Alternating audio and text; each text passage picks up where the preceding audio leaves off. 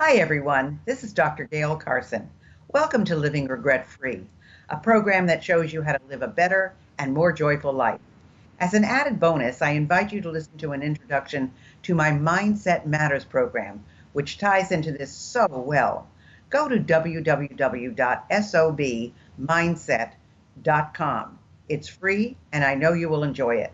If you'd like to contact me personally, drop me a line at gailcarson13@gmail.com or go to my website, www.spunkyoldbroad.com, and sign up for my weekly newsletter. I've had some interesting guests on my Living Regret-Free show, and today you know that we're living in a world of uncertainty and fear. It's a climate that works as an echo chamber for negative thinking and triggers our own self-doubts. But the choice is ours. And instead of giving in, we can push back with self-talk and come to believe in ourselves. My guest today is Peter Ruppert, and Peter is founder and CEO of Education Groups, which operates over 75 Fusion and Futures academies for grades 6 through 12, one-to-one student, one teacher classroom environments. A 20-year veteran of the education industry, he's opened over 100 schools and acquired more than 25 others. He's been president and CEO of organizations in the private school, charter school, and early education industries, and sat on his local public school board for 5 years. He lives with his family in Grand Rapids, Michigan, which is my husband's old stomping ground. And his new book is Limitless, 9 Steps to Launch Your One Extraordinary Life. Welcome, Peter. Well, thank you so much, Gail. Great to be here. As I think I told you, maybe not, my doctorate's in education in VOTEC. I had a chain of career schools for 20-some years, and so I know a lot about, teaching and education, and, was part of the private school sector board and all of that.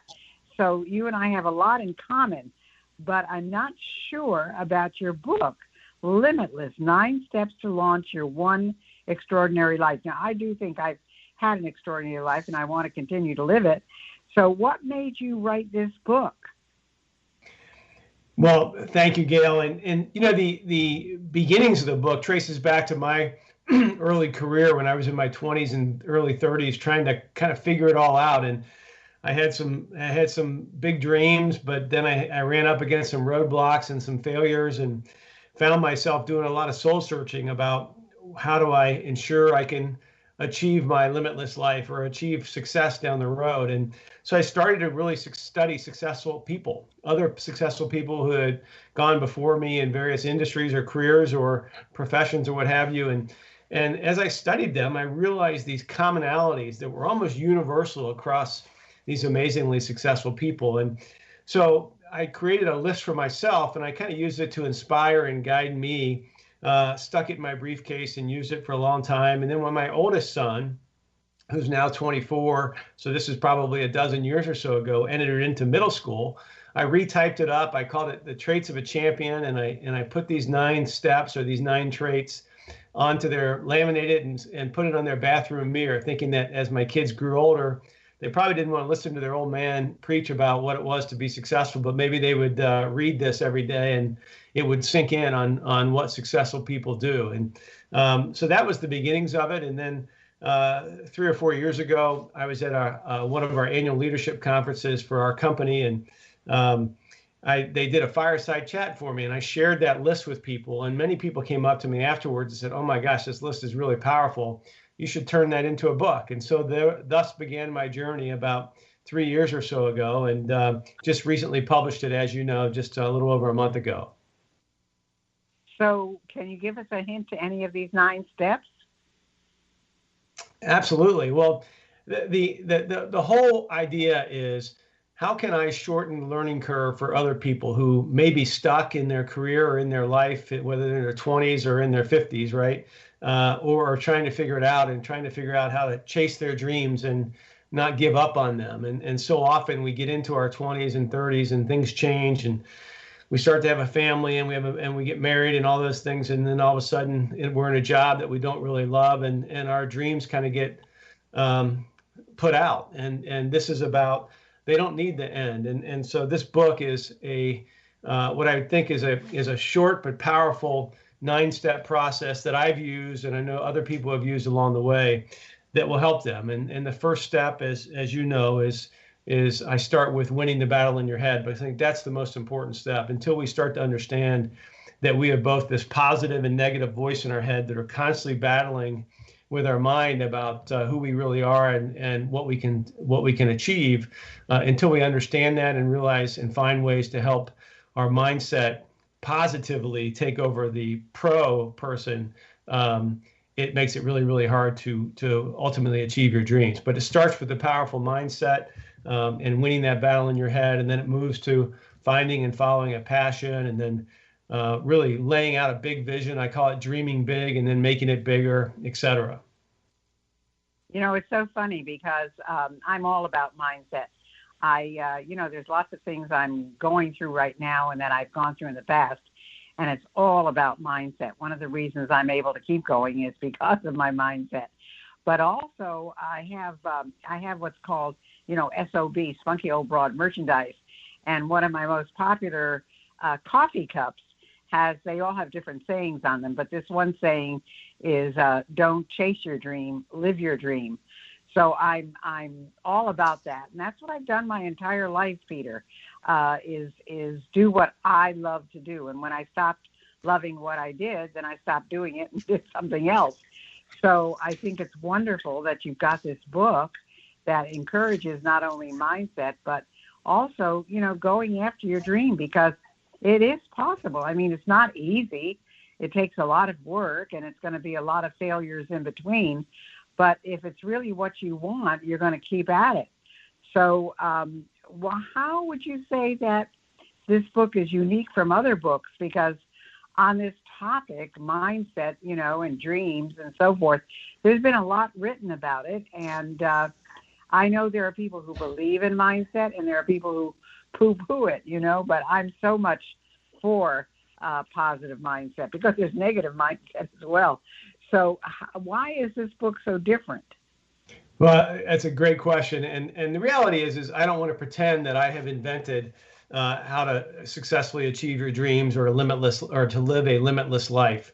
But what I think I've done is I've captured for the reader in a brief but powerful summary. It's less than 150 pages long. There are 9 defined steps, and each chapter is full of examples. I also tell a lot of my own stories and my ups and downs in my career. But at the end of every chapter, there's a section that I call Dig Deeper, and that's for the reader who really wants to dig deeper about that particular step that I just written about at the end of the chapter. And they can go look at podcasts, and there's books to read and videos to watch and all kinds of different resources so the reader can dig deeper on that. And then at the end of each chapter, behind the Dig Deeper section, is a workbook-like format. And so for the reader who wants to really kind of put these things to action, you can actually write things down at the end of the book, or you can go to my website at peteruppert.com. There's a full form that you can download and fill out.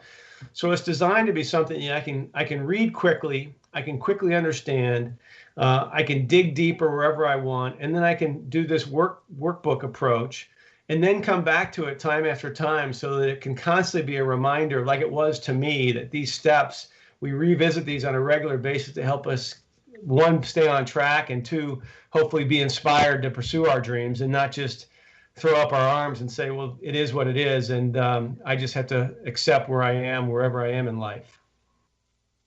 So who would you suggest reading this book? I mean, are there people who definitely should read it, and are there people who, it won't make a difference to? Yeah, I guess the targeted audience, if you will, is someone between, say, 18 and late 30s. But again, as I've mentioned, I've gotten some great feedback from folks even in their 40s and 50s who this has really benefited from. And I think who it helps is those people who are already kind of well on their way and are really driven to be successful. And it might help them accelerate that by realizing some of the bumps and bruises they may face as they head down their career path or their chase of their individual dreams.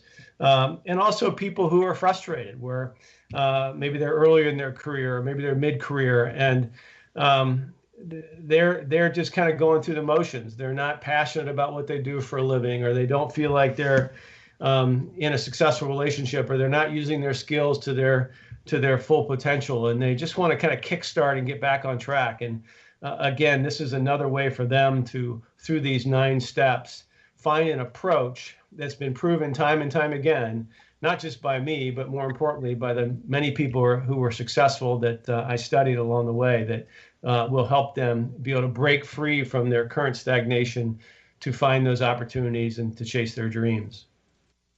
I think there are a lot of people, Peter, who don't like what they do, and they got kind of trapped into it. They got a job, and now it's a constant paycheck, and they've got expenses and a family to worry about. And so they stay in that job forever and ever and ever, but they can't hardly wait till they retire and then do what they really want to do. So, that's one of the reasons why I have to tell you, I've never worked for anybody. I've always had my own business because I just always wanted to do what I wanted to do. So is there a particular most important step in the book in your mind, or do they all have equal weight?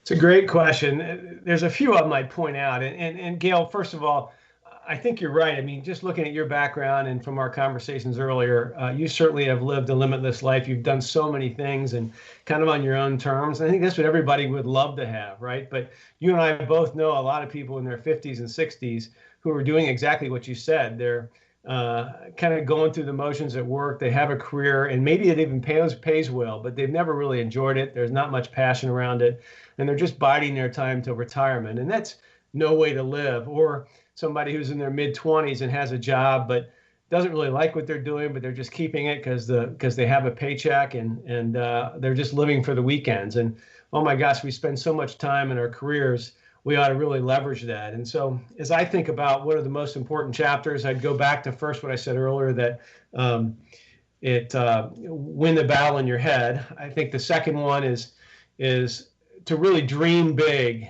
And then I always encourage people, the second part of that title of that chapter is then make it bigger, because sometimes we limit ourselves. We limit the opportunities that we could pursue.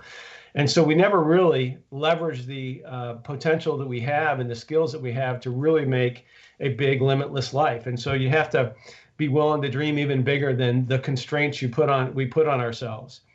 And then I guess the last 2 points are the importance of finding what I call finding a champion. To try and pursue a limitless life, to achieve our dreams, it's hard to do it by ourselves. So we have to find champions and mentors who are willing to give of their time and energy and provide some counsel for us, hold us accountable. And I know in my own life, mentors have done a great job, champions have done a great job for me in helping guide me along the way and get through some of the low spots. And then the last one I'd mention is the importance of failing often. We have such a negative connotation in American society about failure. And so we're naturally driven to kind of prevent failure. Well, I have certainly learned, and I've had a number of failures in my career and in my life, that failing is when we learn the most. And the chance to swing the bat, and even if we miss, is much more important than standing on the sideline and watching. And I start my book, the opening quote is the Teddy Roosevelt quote about in the arena, that talks about exactly that the credit ultimately belongs to people who are actually in the arena, willing to try something, willing to push themselves and take a risk. And even if they fail, they learn so much, and they're going to be able to get back up and overcome those in the future. Well, if people ever read biographies of famous people, they will find that they have failed much more than they have succeeded. So if they have 10 failures, but they get 1 win, it's all worth it to them. And, you can look at the oldie goldies like Abraham Lincoln. You can look at Thomas Edison. You can look at the people who, Abraham Lincoln failed at just about everything he did until he was elected president, and he's considered one of the great ones. And Thomas Edison, how many times did he not invent the light bulb? So it's true that we need failures, but it's also true. Nobody likes to fail. I mean, I certainly don't like to fail, but I've had a lot of failures in my life, but it's also turned into great victories as well. So, you talk a lot about failure, and tell us psychologically why failure is important to success. Yeah, well, I guess the first thing I would say is failure is never easy. No one likes to fail, right? And there's a difference between failure that was well intended and just stupid failure, stupid mistakes that we make without any plan or anything like that. So I certainly would differentiate it there. But I think what we in society is, as I mentioned, that we have this negative connotation for whatever reason around failure, that we build up these fences. And so that limits us from taking risks, from believing in ourselves, and from sometimes trying new things, even if we ultimately might fail. And I just have known, and it wasn't until I studied successful people, like you mentioned, Gail, Lincoln, and all these others who have failed time and time again. But we tend to look at successful people from afar, and we see them on this pedestal, and we just assume, oh, well, they were always successful. They were always there. They never had any mindset challenges. They never had any issues or obstacles or any big failures. They just kind of were always predetermined to be successful. And the reality is so often that is so far from the truth. And it's the crucible that they went through, and the time and time that they failed, and the number of times they got back up, learned from that failure, made course corrections, and go forward. And you can't fail unless you believe in yourself. And that's why I keep referring back to that first chapter about winning the battle in your head. Until you find a way to ensure that positive voice in your head gets more time and airplay than the negative voice, it's hard to recover from failure. It's hard to take risk. It's hard to do things that are going to help you achieve that limitless life and achieve your dreams. And that is so true. It's many years ago, probably 20 years ago now, I was involved in a study where they took people who were orphans. I mean, that's exactly what they were. They were orphans, and they were raised either in foster care or, very difficult circumstances.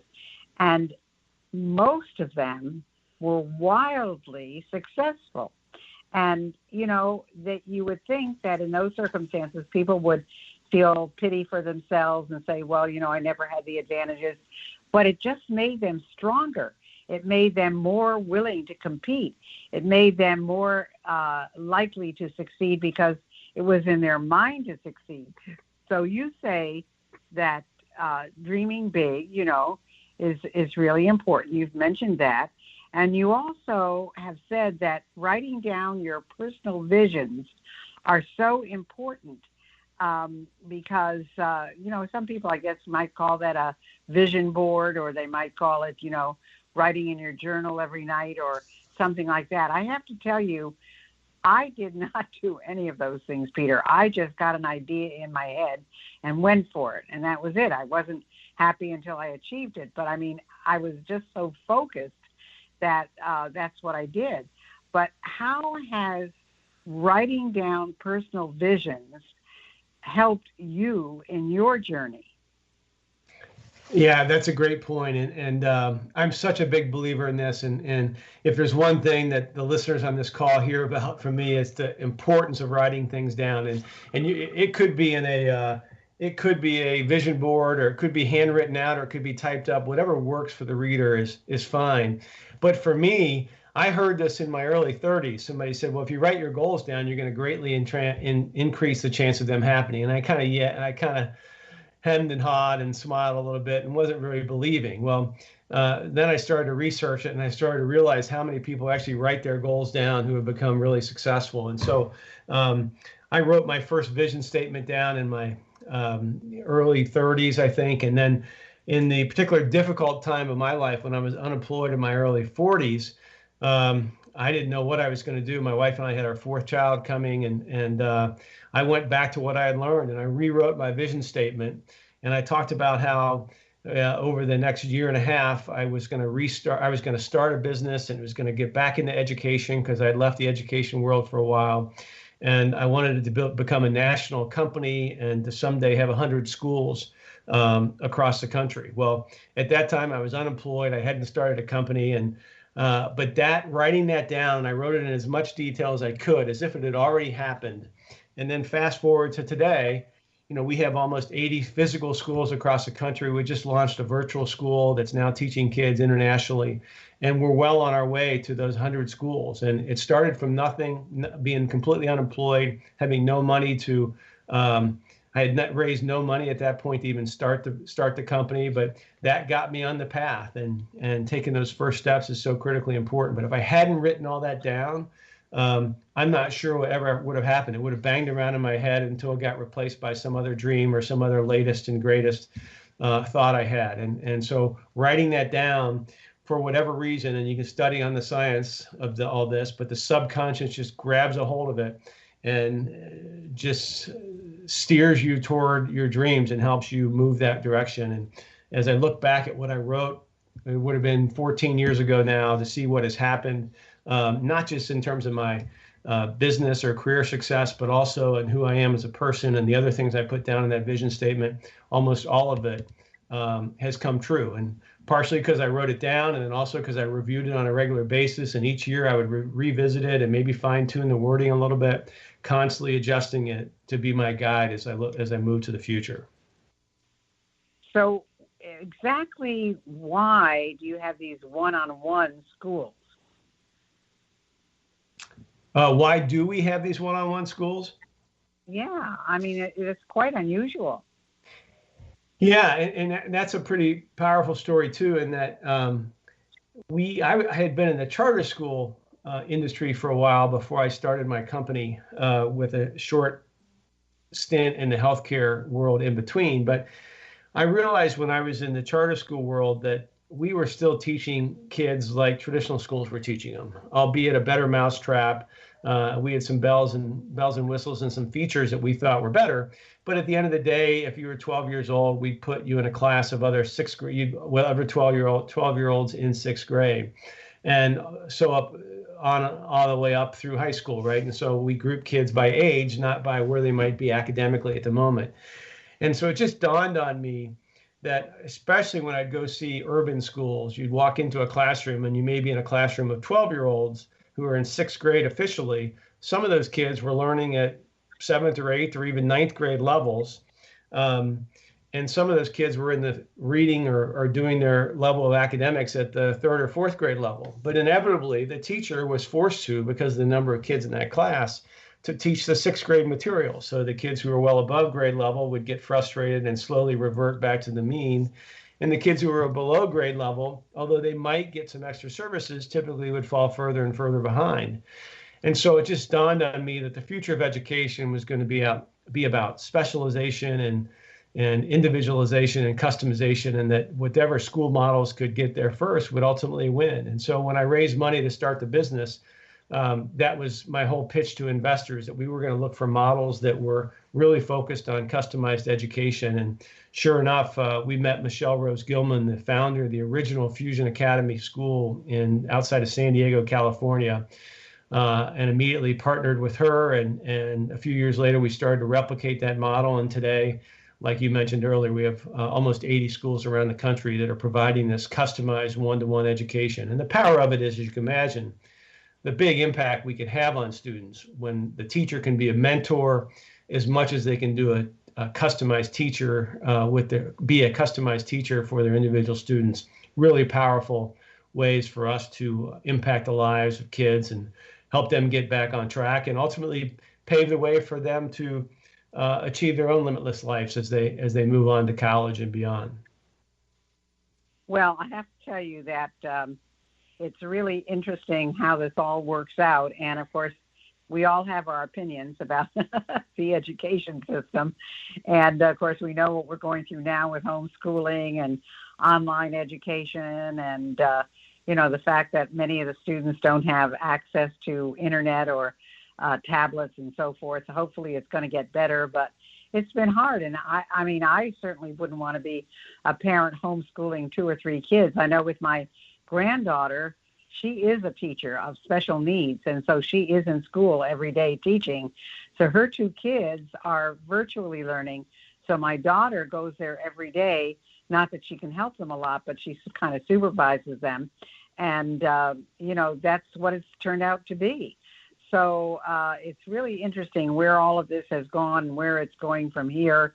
And, it's just amazing to me. So, I hope that, I hope that, this all works out for you. So where can people find you, Peter, and where can they get your book? And how can they get in touch with you?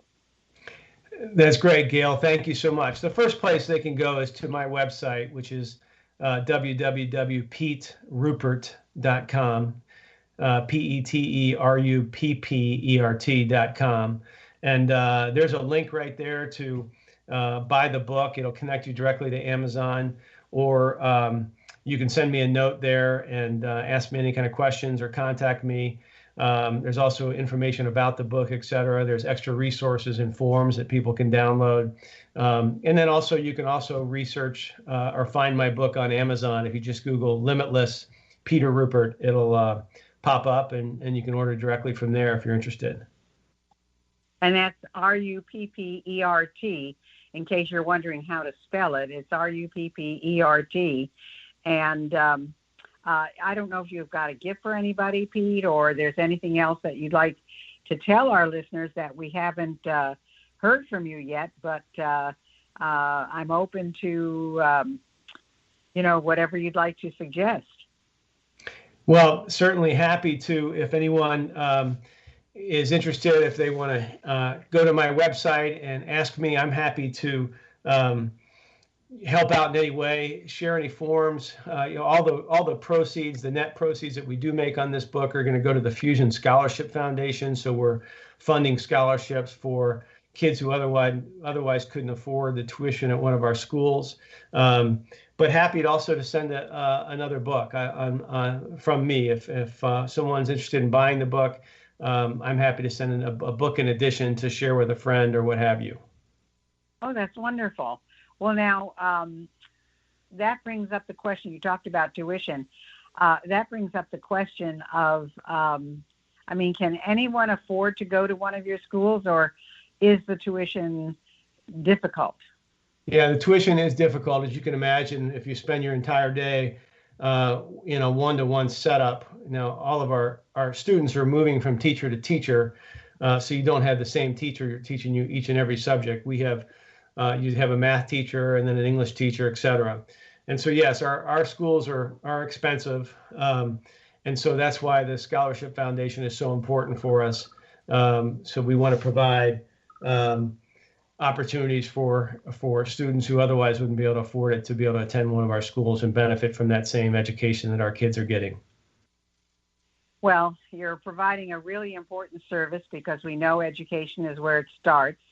And I'm a believer. Isn't it interesting? I have a doctorate in education, but I'm not necessarily in the school that you have to go to college to get where you want to go. I think you need to go to college if you want to work for certain companies who require certain degrees. But if you are an entrepreneur, or if you are someone who has this out-of-box thinking, you can do it without it. You can take certain courses that will help you, but you don't have to go 4 years or 3 years or whatever it happens to be. So, Peter, it has been a wonderful experience talking with you, and hoping people will be in contact with you and also get your book, which is called Limitless, 9 Steps to Launch Your One Extraordinary Life. I can't tell you how much I've enjoyed talking with you today, and hopefully some people are going to be in touch with you. Well, thank you, Gail. Thank you so much. And for the listeners out there, if they want to learn more about our schools, they can go to fusionacademy.com, learn a lot more about how our program works and everything else. And thank you again, PeteRuppert.com, if you're interested in learning more about the book or contacting me. Just really appreciate all that you do, Gail, and thanks for having me on as a guest today. You're welcome. Thanks so much, Pete. You've had the opportunity to get to know me over the last few years, and I'd like to get to know you as well. One of the things I'm offering is training for the media. I have a wonderful program that will get you ready for any radio or TV interview you might be offered. Many of you are doing wonderful things, but no one knows about them. Others of you are successful and wonder, what's next? Whether you're in a business or have a special cause or a specific event you're promoting, media can help, and I can help you master your message so you can master the media. If this sounds interesting to you, email me at gailcarson13@gmail.com with media training in the subject line. I promise I will be in touch.